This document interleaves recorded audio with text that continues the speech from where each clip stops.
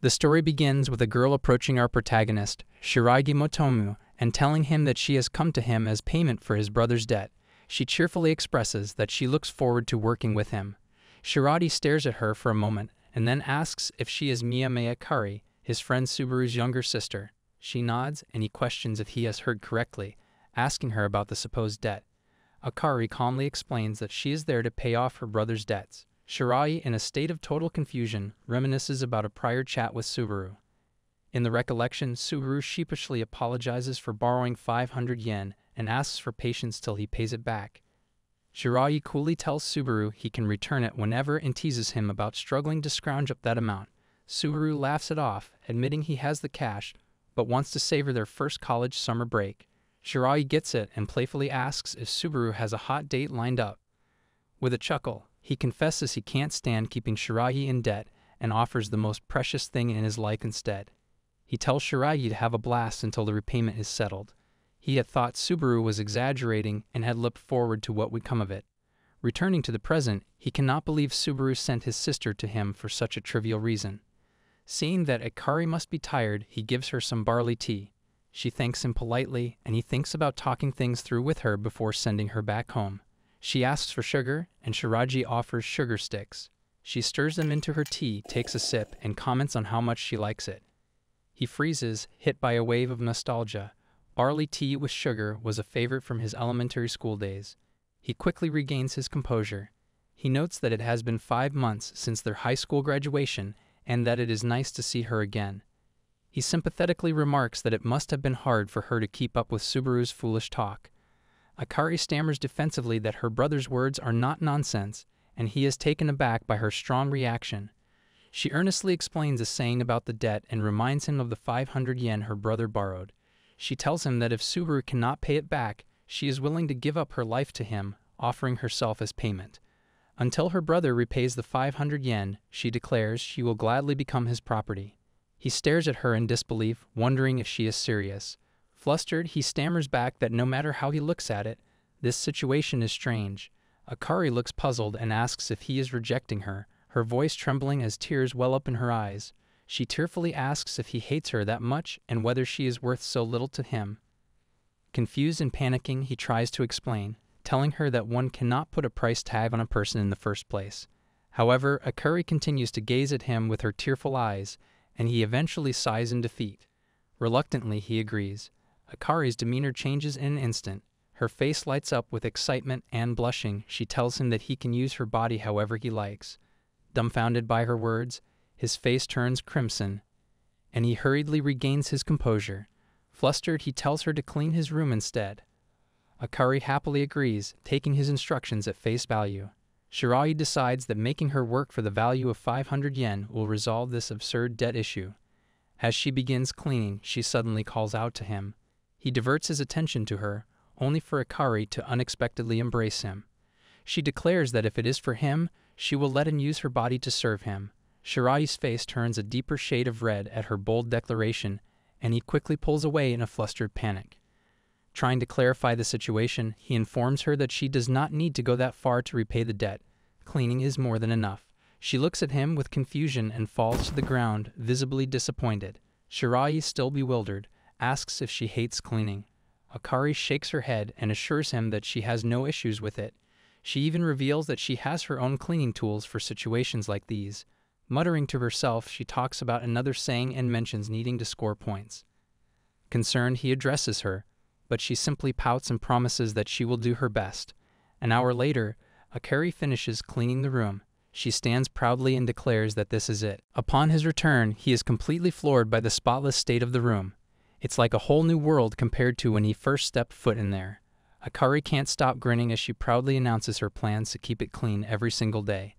But he quickly shuts down her offer, declaring the debt has already been repaid tenfold with the work she has just done, and she does not need to do anything more. She looks confused and asks if this truly marks the end of the debt and what Shiragi is talking about. She takes out her phone and calmly mentions the rent for his room. He is stunned and demands to know if Subaru told her that. Ignoring his disbelief, she does some quick calculations and announces that they are still 1,000 yen short. Increasingly baffled, he tells her that the house rent has nothing to do with her. Akari nods as if she understands and then reveals her plan. They will split the rent 50-50. He is dumbfounded, pointing out that she does not even live with him. She continues her explanation, claiming that if she works for another half an hour, she will have earned 500 yen, thereby fully repaying the debt. Shiragi apologizes, admitting that he simply cannot understand her reasoning. Unfazed, she explains further that even if she works for 8 hours, she will still not be able to pay off the debt. He asks, exasperated as she even hears what he is saying. She dismisses his frustration, insisting that working 7 hours to earn 7,000 yen will cover a week of utility bills and ease his burden. The lad, stunned into silence, finally asks about the rent she mentioned earlier. Akari fidgets for a moment before revealing that she intends to stay here.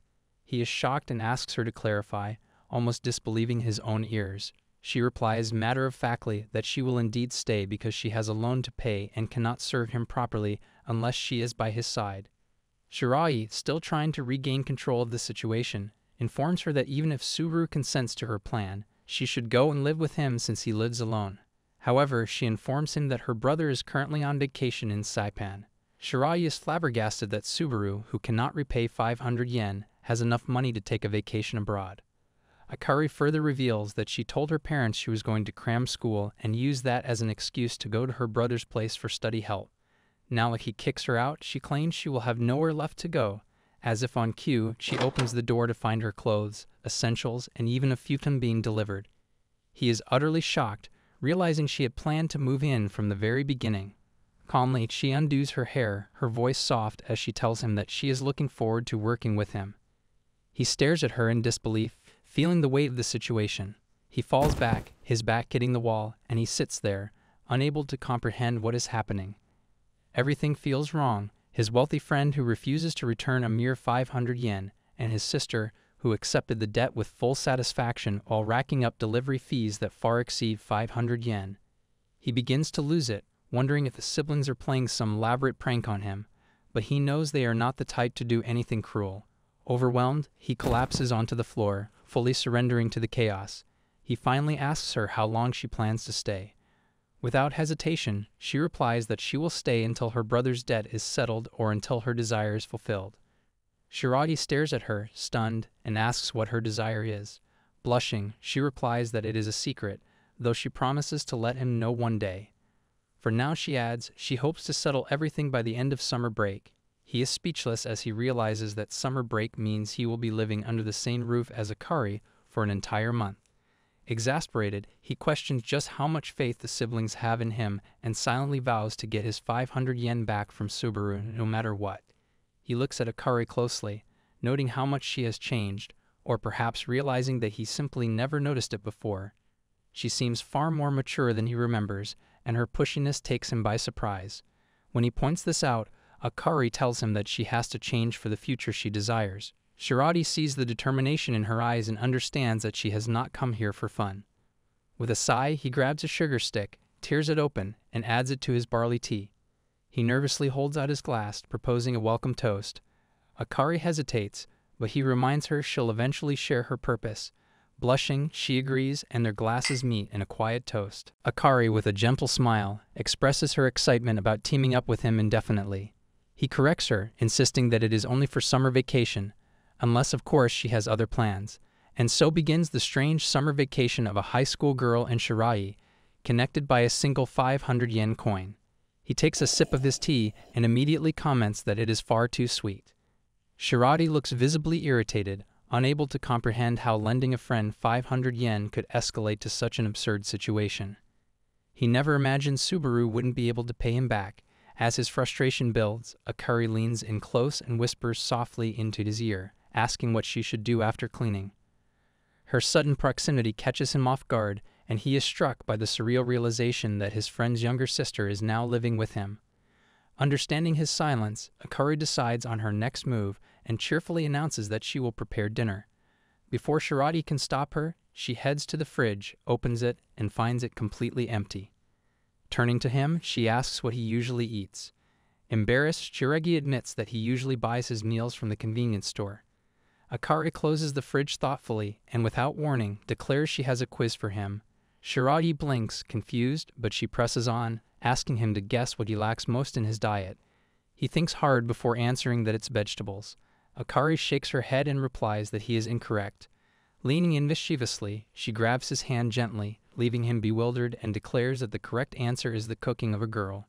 Shiragi is taken aback as she firmly tells him to go. Confused, he asks her where, and she confidently informs him that they will buy ingredients. Soon, they find themselves at the supermarket. As they walk the aisles, she draws the attention of many passersby, captivated by her looks. A beautiful girl in rough, casual clothes really stands out. Ignoring his words, Akari notices the surprisingly cheap vegetables and happily starts putting them in the cart. Watching her, Shiragi notes how naturally she handles everything, and she lets out a light chuckle.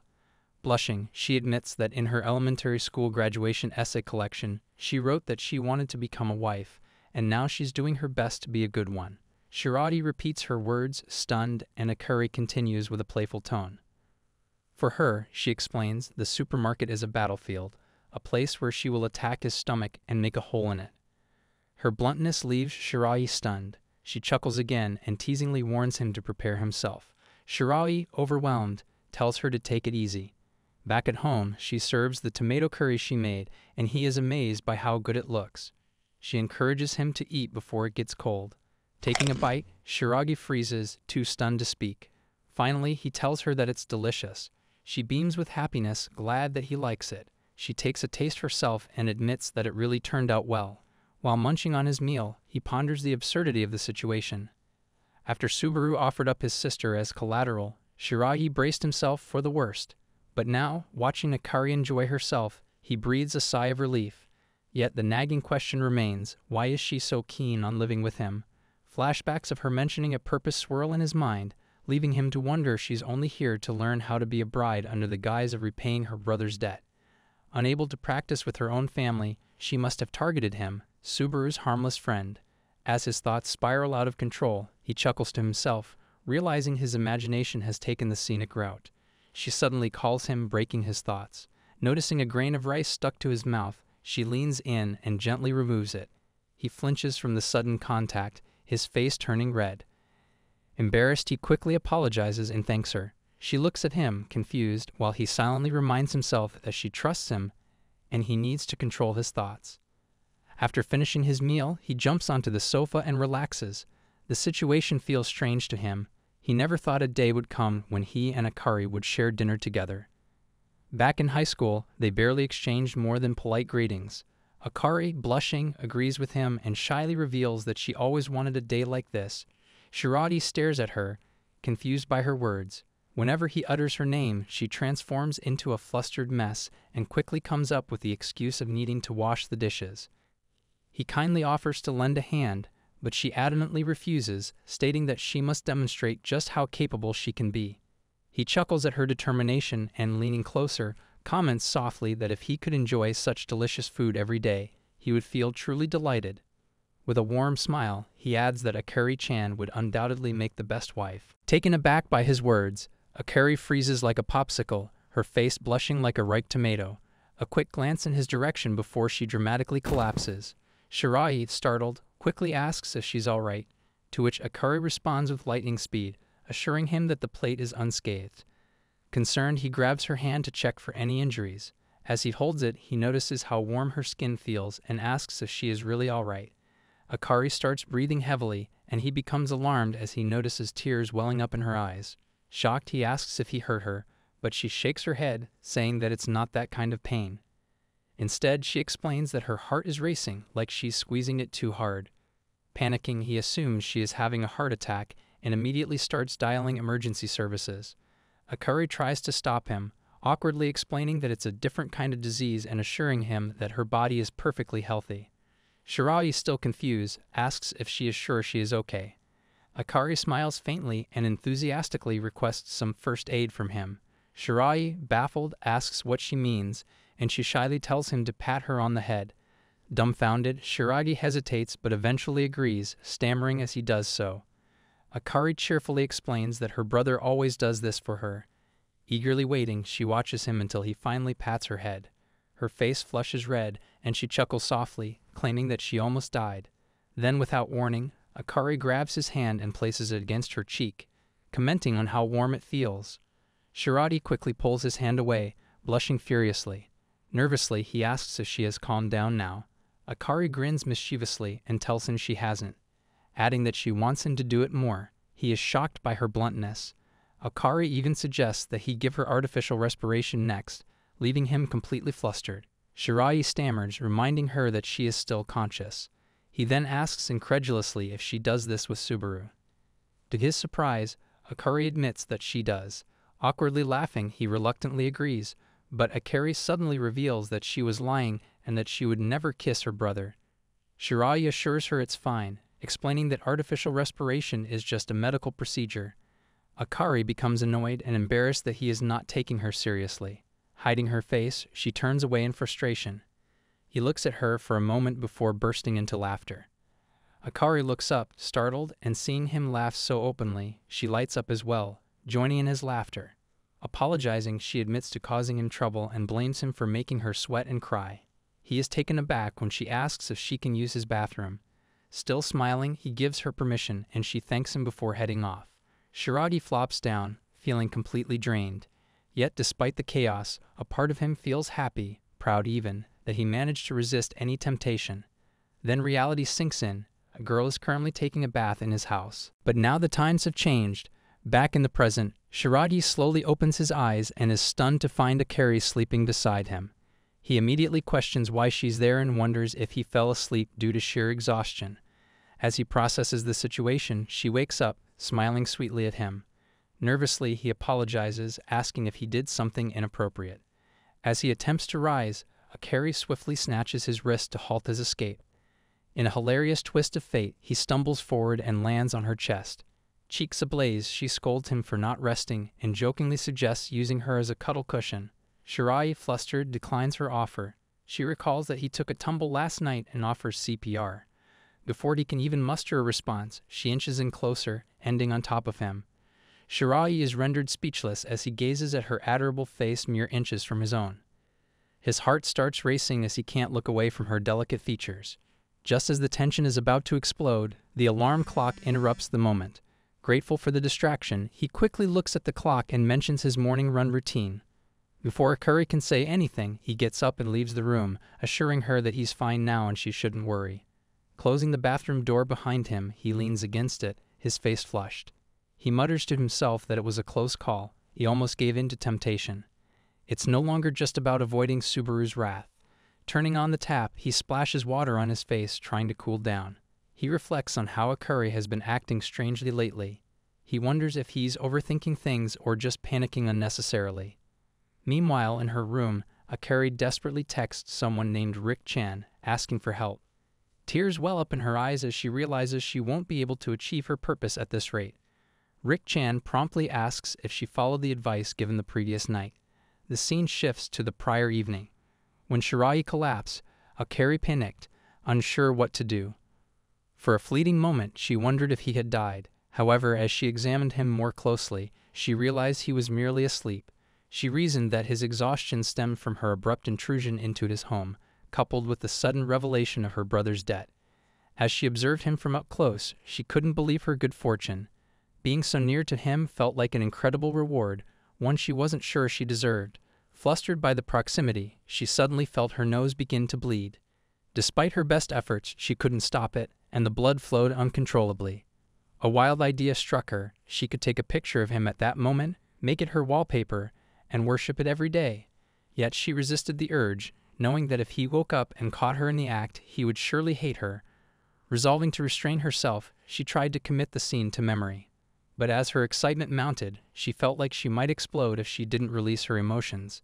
Slipping out of bed, Akari called Rick Chan, who skeptically asked why she called so suddenly. Embarrassed, Akari admitted she hadn't shared her situation earlier out of shyness, prompting Rick Chan to tease her about barging into a man's home. With a twinkle in her eye, she slyly inquired if Akari had planted one on him yet.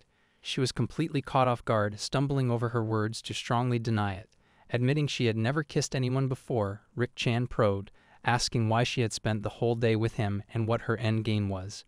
Blushing bright red, Akari confessed her mission: to snag a date with Senpai. However, she admitted she lacked the courage to confess her feelings, let alone consider smooching. It was a distant dream. Rick Chan then asked whether Shiragi had made any moves on her, to which Akari sheepishly replied that he hadn't. Rick Chan chuckled and delivered a cutting remark that left Akari stunned and blushing. Flustered, she demanded to know what Rick Chan meant. She explained matter-of-factly that there had never been a man who spent a day with her and didn't at least try to make a move. This led her to conclude that Shiragi likely didn't see her as a romantic interest and probably viewed her as a little sister. Akari was floored by the hypothesis, collapsing to the ground in dismay. Rick Chan, trying to soften the blow, offered alternative explanations. Maybe he wasn't interested in real-life girls or was incredibly dense. Frustrated, she asked if Akari was even listening. Summoning all her courage, Akari boldly stated that even though he currently viewed her as a little sister, she believed she could eventually charm him. It was definitely not the time to throw in the towel. Despite Rick Chan's doubtful expression, she managed to get her to cheer her on and wish her luck. Although a bit let down by the lukewarm response, she graciously accepted the support. As she thinks back to her excitement about hanging out with Senpai, despite the distance between them, she's determined to win him over with her charm. The next morning, he emerges and decides to go for a jog, surprising Akari, who eagerly announces her intention to join him. Little did he know, she had planned this as a perfect moment to impress him.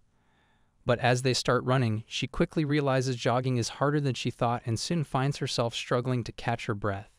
When Shiragi notices her exhaustion after just 5 minutes, he suggests a break in the park and offers her his hand. Clutching onto him tightly for support, she apologizes for being a burden, unintentionally causing a flustered reaction from him as she grazes against his arm. In his embarrassment, he quickly proposes they return home and rest, admitting that he isn't feeling well either. He mutters something about never realizing that jogging could be such an emotional experience. At 9:30, he informs her that he has work and will have to leave her alone. Concerned, he asks if she will be all right on her own.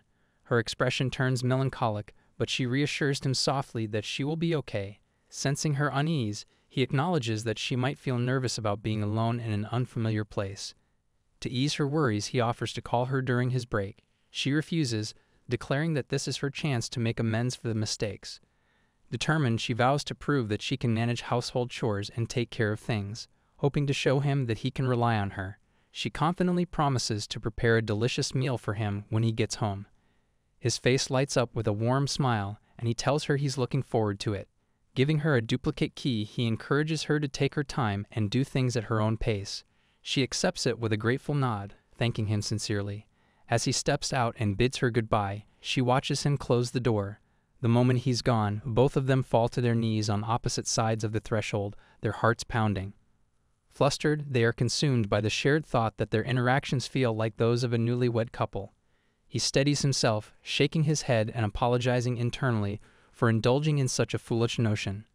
Meanwhile, she calms herself as well, her thoughts spinning wildly. She wonders if it would be possible to register a marriage contract without his consent, the idea bringing a flush to her cheeks. Her musings are interrupted by the sound of the washing machine completing its cycle. Realizing the laundry is ready, she rushes to retrieve it. Akari holds his pants in her hands, her mind wandering back to their earlier conversation. Curiosity begins to take over as she wonders what kind of pants he wears. She struggles to suppress her growing desires, aware that any improper actions would be obvious on her face. The fear of him discovering her thoughts or feelings haunts her. If he knew, he would likely despise her and cast her aside. Still, jealousy bubbles up as she imagines her own underwear being washed together with his clothing, a thought that leaves her slightly annoyed. With a determined pout, she mutters to herself that someday she will take a bath with him. The vivid imagery of such a scenario causes her nose to bleed, forcing her to sit down and regain her composure. Frustrated, she calls Rick Chan, confiding that her attempts to showcase her charms have been falling disastrously short. Rick Chan, ever the blunt realist, remarks that Akari, despite her outward beauty, seems hopeless when it comes to matters of love. Shifting gears, she questions the origin of the peculiar circumstances surrounding her so-called debt. Akari hesitates but eventually reveals that she didn't come up with the idea on her own. She confesses that during this year's Golden Week, her brother came home, and for the first time in her life, she begged him for help. Akari confesses to Subaru how much she misses Senpai and regrets not seeing him since his graduation. Overcome with emotion, she begs for his help, refusing to rise until he agrees. Subaru, understanding her desperation, reluctantly agrees but comments on her choice of Motomu. Akari timidly asks if Subaru dislikes him. Subaru explains that he is a genuinely good person, someone he can trust to care for his little sister. He even says he wouldn't mind if Shiragi became his brother-in-law. Flustered, Akari hastily denies any such intention. Embarrassed by his assumption, Subaru is left scratching his head when he questions whether she's just not that into him or if marriage is off the table. Her response is a mix of hesitation and admiration for Senpai. She idolizes him and just can't fathom being more than friends. Subaru reassures her that being direct is always a good option. He warns her that if she doesn't act decisively, she might never get closer to Shiragi, and someone else could steal him away. His words leave her stunned, and the thought of losing Shiragi fills her with dread. Desperate for advice, she asks Subaru what she should do. He tells her that, as she is now, it's fine to start by hanging out with Senpai and exchanging contact information. However, he cautions that her current approach won't lead to any progress in their relationship. He admits that it will be rough for her but suddenly suggests an idea, spending the upcoming summer vacation living together. Akari is flustered by the suggestion, her face turning red. Subaru sighs at her pitiful reaction and asks for a moment to think through the situation further. She is shocked when she realizes he sees her as part of a collateral debt and tries to hit him, accusing him of treating her like an object. She calls him names, frustrated by his perspective. Subaru acknowledges that it's a terrible idea, but of all the options he considered, this one seemed the most beneficial. Akari points out that involving money in this situation feels wrong, but Subaru brushes off the concern, saying he doesn't care about the cost as long as the plan works. He jokes that he would rather spend 500 yen than let her struggle. She accuses him of exaggerating, but Subaru insists that she will need to prepare thoroughly if she truly wants to win Motomu's heart. He continues, saying he'll pretend to be overseas to give her space and avoid interference. She hesitates, worrying that Senpai might see her as a nuisance if she forces her way into his life. Subaru grabs her face, looking directly at her, and tells her to prepare herself. Even if it's rude, annoying, or expensive, she should focus on enjoying her time with Shiragi. He urges her to make Motomu feel comfortable and happy, even if it means taking risks for his sake. Subaru's words have a profound effect on Akari, and she declares that she will do her best. He tells her to embrace this once-in-a-lifetime crazy sibling adventure. The two of them share a moment of excitement over the bold plan. Meanwhile, Rick finally understands that it was Subaru's idea all along, though she finds it hard to believe her brother would approve of such a scheme. She marvels that even the queen of popularity is in love with someone and curiously asks who the lucky person is. Blushing, Akari insists she isn't that popular. Rick wonders aloud if Shiragi might already have a girlfriend, given his personality. After thinking for a moment, Akari denies the possibility, reasoning that he wouldn't keep something like that a secret, especially if they're going to live together. He would have told her. Rick is impressed by Akari's understanding of Shiragi and warns her to stay vigilant, as other people might also be drawn to someone as kind and admirable as him, and reminds her to not let her guard down. The time passes by while talking. Shiragi returns home, thanking her for the meal. He asks if she managed fine while he was away, and she replies that she did, finishing all her chores and studying with her best friend, Rick. He smiles, appreciates her efforts, and suggests she focus on her studies instead. However, she declines, claiming that she actually enjoys doing chores as a nice break from hitting the books.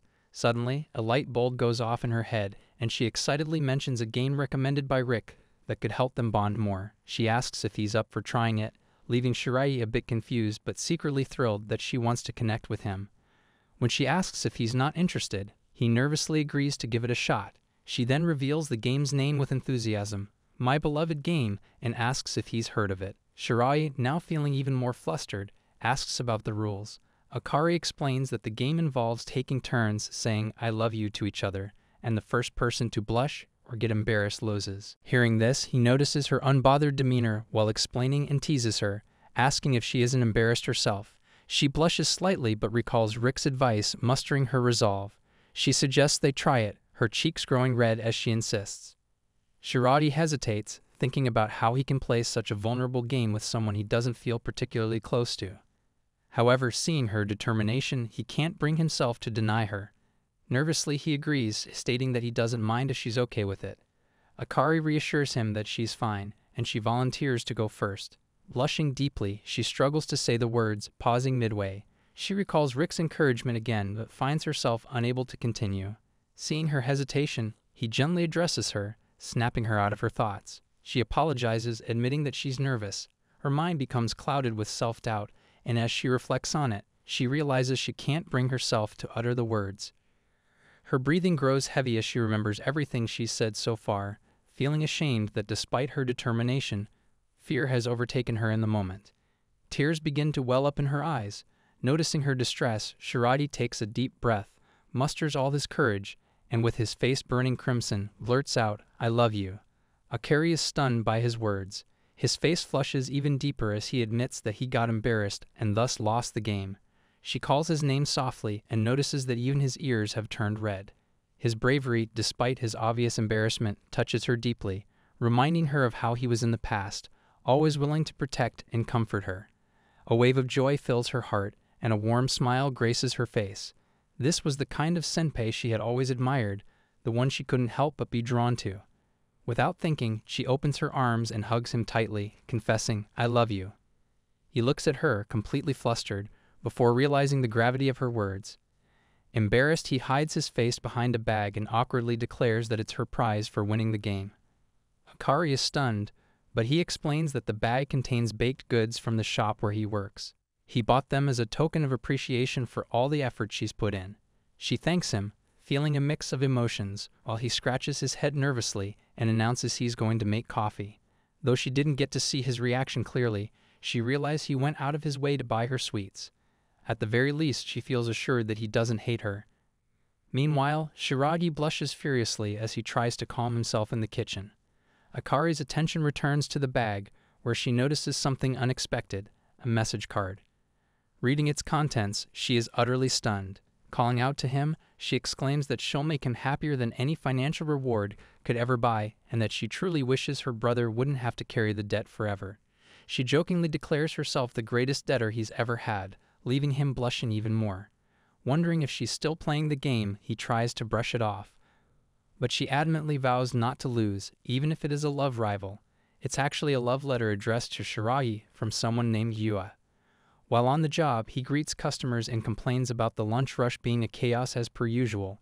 Suddenly, he stumbles and is saved from a fall by a quick-thinking girl who asks if he's all right.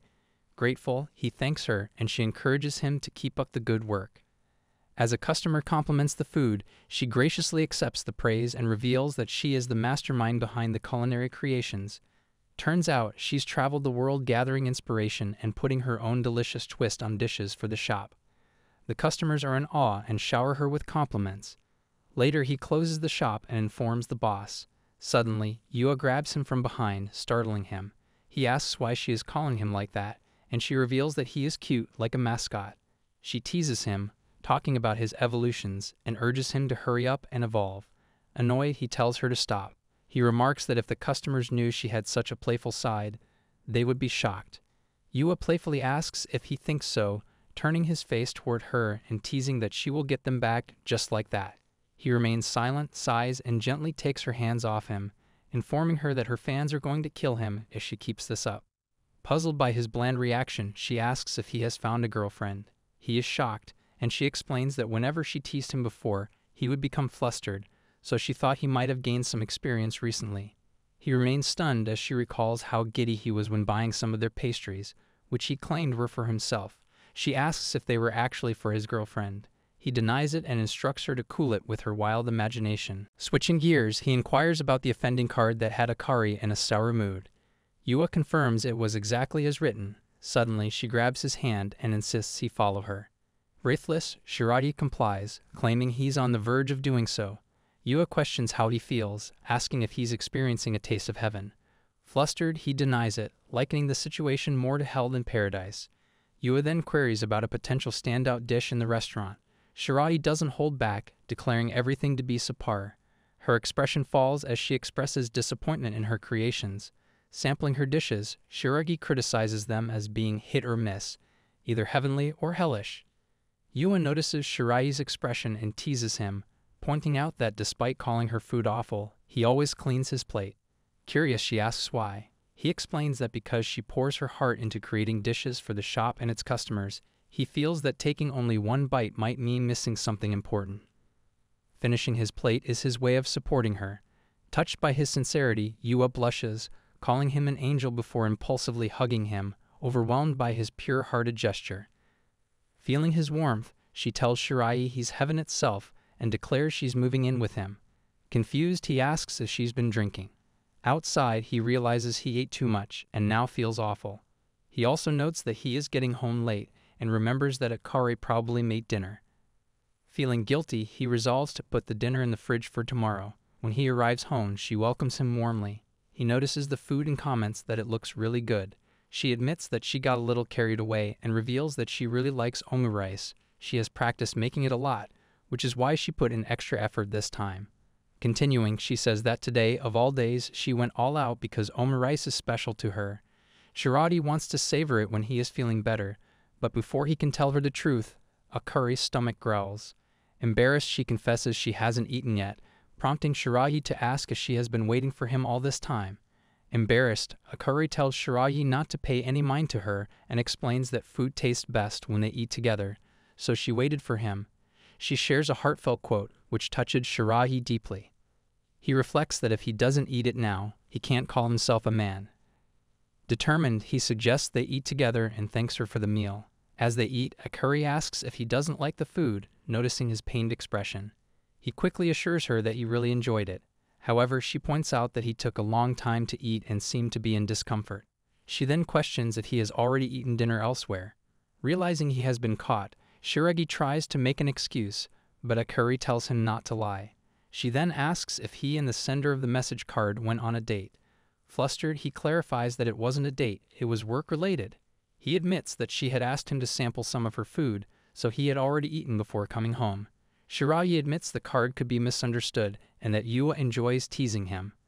Akari remarks on how close they seem and confesses she feels a bit jealous. Shiragi is stunned, wondering if such behavior is typical of a close friend. Akari softly tells him to inform her next time if he has already eaten. She won't force him to eat unnecessarily. With a tinge of pain in her voice, she adds that he doesn't need to be mindful of her since she's merely a collateral of debt. Hearing this, he looks at her with mixed emotions. The next day at work, Shiragi sighs, regretting how he handled the situation. Noticing his troubled expression, Yua-san playfully rests herself on his head and asks what's wrong. Startled, he exclaims, heavy, and comments on how close she is, even though there are no customers around. Yua reveals that she feels jealous because he seems to be thinking about another girl. Flustered, Shiragi realizes she is right, though he doesn't admit it. Pouting, she playfully grabs Shiragi's head and pushes it towards hers, scolding him for even considering thinking about another girl in front of her. He attempts to respond but finds it difficult to catch his breath. Yua mischievously inquires about his struggle, asking if calling herself a girl at 26 is too old. She boldly declares that in this world, anyone can be a girl if they believe it with all their heart. She even dares him to test it himself. Frustrated, Shiragi protests as he struggles to breathe, but the entrance bell suddenly chimes. Yua instantly shifts to her professional demeanor to greet the customer. Relieved, he silently thanks the savior, only to realize it's Akari. She stumbles and collapses, prompting him to catch her. Later, as Yua samples food, she remarks that although it looks bad, it's oddly not unpleasant, attributing her tolerance to years of experimenting with diverse flavors during her travels. Akari is awake and Yua asks if she can drink the water. She takes a sip and Yua suggests taking the girl to her room. He gently carries her on his back, and as she feels the familiar sensation, memories resurface. She recalls a summer 8 years ago, a time when she first experienced the fluttering emotions of love. The scene shifts to her father taking her to a children's summer camp. As they prepare to leave, her brother Subaru attempts to join them. Their mother stops him, reminding him that he has a fever and must stay home. Subaru protests, worrying aloud about Akari going alone, exclaiming that someone needs to protect her. Akari remembers this was around the time her brother became obsessively protective, earning him the title of a serious siscon. This behavior, she realizes, stemmed from the bullying she endured in grade school, a painful secret she had kept from her family. Despite her silence, she suspects her father knew and signed her up for the summer camp in the neighboring town to help her meet new people. When her father explains the camp, he mentions that he and her mother met at a similar one when they were her age. Akari is skeptical at first but perks up when he assures her she might meet someone special too. Her nervousness gives way to a spark of excitement. On the bus ride to camp, however, Akari sits alone. All the other children seem to have come with friends, and she feels the weight of her solitude. Tears well up in her eyes as she laments her decision to come. Suddenly, someone taps her shoulder. She turns to see a boy, Shiraki, who asks if he can sit with her. Overwhelmed with happiness, she nods, and he thanks her. He calls her by name, and she shyly asks how he knows it. Chuckling, he points to her name tag, and she blushes in embarrassment. When she asks for his name, he introduces himself as Motomu, adding that it's nice to meet her. Akari feels her heart race. She is amazed that she is talking to someone so effortlessly. It's been so long since she has spoken to anyone outside her family. Overcome with emotion, she begins to cry. Alarmed, Shiragi asks if something is wrong. This attracts the attention of the other boys, who tease him about making her cry. Apologizing, Akari explains that she is just so happy not to feel alone anymore. Shiragi smiles warmly, telling her he's glad he mustered the courage to sit next to her. Confused by his words, she listens as he adds that he gets to be her first friend. His sincerity puzzles and touches her. Gradually, the other children join in, and Akari finds herself surrounded by a group of new friends, filling her with unexpected joy. At the campsite, the children set up their tents, play in the water, and prepare meals together. During a quiet moment, some of the girls ask Akari if she has ever liked someone or been in love. Embarrassed, she explains that she hasn't even talked to many boys. They express surprise, pointing out how talkative she is with Shiragi. Akari glances at him, her cheeks reddening, and softly explains that something feels different about him. Talking to him gives her a warm, funny feeling, and she wonders why she wants to be closer to him. Later, the teacher announces free time until evening. The boys ask Shiragi what he wants to do, suggesting activities they can all do together. To their surprise, he mentions wanting to go hiking. Turning to Akari, he asks if she'd like to join him. Excited by the opportunity, Akari agrees. As they begin their hike, she feels exhilarated by the prospect of spending time alone with him. However, her enthusiasm soon wanes as exhaustion sets in. Noticing her fatigue, he asks if she's all right. Struggling to catch her breath, Akari can't respond. She realizes she lacks energy but insists they continue, worried they'll run out of time if they slow down. Suddenly, she trips and falls, scraping her knee. Worried, he takes out a spray to treat Akari's injury. She apologizes to him, but he gently tells her not to. He explains that he often gets scrapes himself and suggests they take it easy and head back. Akari insists she can still walk, but Shiragi points out her injury. Suddenly, she begins to cry, her emotions spilling out as she questions why she is always so weak. Tears streaming, she reveals the pain she feels from being bullied and ignored at school. She laments that she only drags people down, makes things less fun, and gets in everyone's way. She believes she doesn't deserve attention from someone as popular as Shiragi and pleads for him to leave her alone. But he doesn't budge. Firmly, he declares that he's not going anywhere, reminding her that he's enjoying her company and has no plans to ditch her. With calm determination, he scoops her up onto his back, escorting her back with ease. Along the way, he mentions that he had done some research and found something special about the summit that he wanted to show her. Curious, Akari looks at him and after a while asks if she's too heavy. Shiragi smiles, replying that she's as light as a feather. As they near their destination, he urges her to raise her head. Her breath catches when she sees the surprise. A vast, vibrant field of sunflowers stretching as far as the eye can see. He explains that sunflowers always face the sun, and when she feels like crying, she should try doing the same, face the sun, and her tears will dry up quickly. His words make her smile, and she agrees, realizing her tears are already drying. Sitting on a nearby bench, she reflects on something he had said earlier on the bus. She admits that she had selfishly assumed everyone else found it easy to make friends, but now she understands that it isn't the case. Every friend Motomi-kun has is someone he gained by mustering up courage, and she decides she wants to be like him. Determined, she vows to do her best. Blushing, he looks at her and humbly insists he isn't worthy of praise, but her words make him happy.